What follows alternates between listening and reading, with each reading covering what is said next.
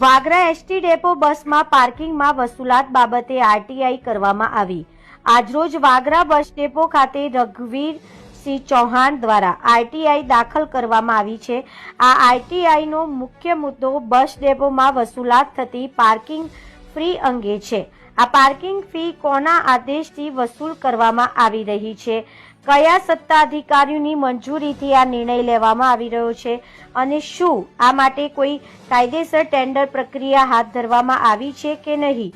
વાગરા આસપાસના 10 થી 15 કિલોમીટર વિસ્તારમાંથી લોકો રોજિંદી જરૂરિયાત માટે અહીં આવે છે અને આવા સમયમાં પાર્કિંગ માટે ફી વસૂલવી સામાન્ય જનતાની પરેશાની વધારવાની બાબત બની છે। આ ઉપરાંત પાર્કિંગ ફી વસૂલાત શરૂ થયા બાદ વાગરા બજાર અને ખાસ કરીને લારી ગલ્લા માટે રોડ પર ટ્રાફિક જામની સમસ્યા ગંભીર બની ગઈ છે, જે લોકો માટે મોટી મુશ્કેલી ઊભી કરે છે। એટલે તેઓ આરટીઆઈ મારફતે સંપૂર્ણ માહિતી માંગી છે અને જવાબદારો સામે યોગ્ય કાર્યવાહી કરવાની માંગ કરવામાં આવી છે। વાગરા એસટી ડેપોમાં છેલ્લા ઘણા સમયથી આ પાર્કિંગ વ્યવસ્થામાં જે ફી વસૂલાત કરવામાં આવે છે, જે કોના આશીર્વાદથી ચાલે છે તે પણ એક ગંભીર પ્રશ્ન બન્યો છે અને અનેક લોકો પાસેથી પાર્કિંગ ફી લેવામાં આવે છે। આ તમામ જવાબદાર આરટીઆઈ હેઠળ જે જવાબ માંગવામાં આવ્યો છે અને તે જવાબ આવ્યા પછી સત્ય બહાર આવી જશે તેમ છે। રિપોર્ટર મેહુલ પરમાર, બે ન્યૂઝ ગુજરાતી, વાગરા। આજ રોજ વાગરા બસ ડેપોમાં આરટીઆઈ દ્વારા માંગણી કરી છે, માહિતી માંગી છે। જે વાગરા બસ ડેપોમાં જે પાર્કિંગ ફી વસૂલ કરવામાં આવે છે, છેલ્લા 5 મહિનાથી પાર્કિંગ ફી વસૂલ કરવામાં આવે છે।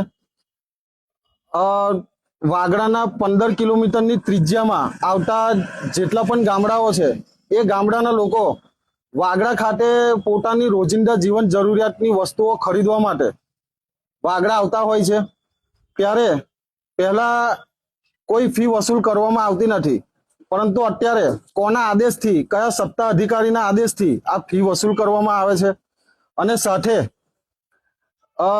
છેલ્લા ઘણા સમયથી આની પર કાર્યવાહી કરવાની માંગ કરીએ છીએ અને આવનારા દિવસોમાં આ જે આરટીઆઈ અધિનિયમ 2005 હેઠળ આરટીઆઈ માંગી છે, જે લોકો અહીંયા પાર્કિંગ માટે આવે છે તેનું કોઈ આધાર પુરાવા વગર પાર્કિંગ ફી વસૂલ કરવામાં આવે છે। તો અમે માહિતી માંગીએ છીએ કે કયા આદેશથી, કોના આદેશથી આ પાર્કિંગ ફી વસૂલ કરવામાં આવે છે અને આ માહિતી ચોક્કસ સમયગાળા દરમિયાન માહિતી આપવામાં નહીં આવે તો આવનારા દિવસોમાં વાગરા બસ ડેપો ખાતે આ મુદ્દે ઉગ્ર વિરોધ પણ કરીશું અને જરૂર પડે તો આંદોલન પણ કરીશું। એટલે પ્રશાસનને અમે માંગ કરીએ છીએ કે સમયગાળા દરમિયાન, સમય મર્યાદામાં માહિતી પૂરી પાડવામાં આવે, જેથી જાહેર જનતાને, જે પણ દરેક ગામની પબ્લિક અહીંયા આવે છે એ લોકોને જાણ થાય। કારણ કે આ ફી વસૂલ કરવાના કારણે ઘણા રાહદારીઓ ડેપોની બહાર રસ્તા પર પોતાનું વાહન પાર્ક કરે છે, જેનાથી ટ્રાફિકની સમસ્યાઓ વધે છે અને અકસ્માત થવાના પણ ભય રહે છે। એટલે આ કાયદેસર છે કે ગેરકાયદેસર છે એ આવનારા દિવસોમાં માહિતી મળશે એટલે ખબર પડશે અને જો ગેરકાયદેસર હશે તો ઉગ્ર વિરોધ નોંધાવવાની પણ અમારી ફરજ પડશે, તો અમે પીછેહટ કરીશું નહીં। ધન્યવાદ। જય હિન્દ, જય ભારત। હું જાવીર અબ્દુલભાઈ પટેલ, વાગરા રહેવાસી। મેં આજ રોજ વાગરા ગ્રામ પંચાયતમાં એક આરટીઆઈ દાખલ કરીને અમુક માહિતી માંગેલી છે, જેના સંદર્ભે જે તે વર્ષો પહેલા વાગરાની ગ્રામ પંચાયતમાં આવેલી ખડી જે કહેવાતી હતી તેને અમુક શરતોને આધીન જે તે ગ્રામ પંચાયતે ઠરાવ કરી ને એસટી નિગમને આપેલી છે। હવે હાલના મારા સૂત્રોના જણાવ્યા મુજબ અમુક માહિતી મને મળેલ છે કે ત્યાં ભવ્ય શોપિંગ સેન્ટરનું નિર્માણ કરી રહ્યા છે।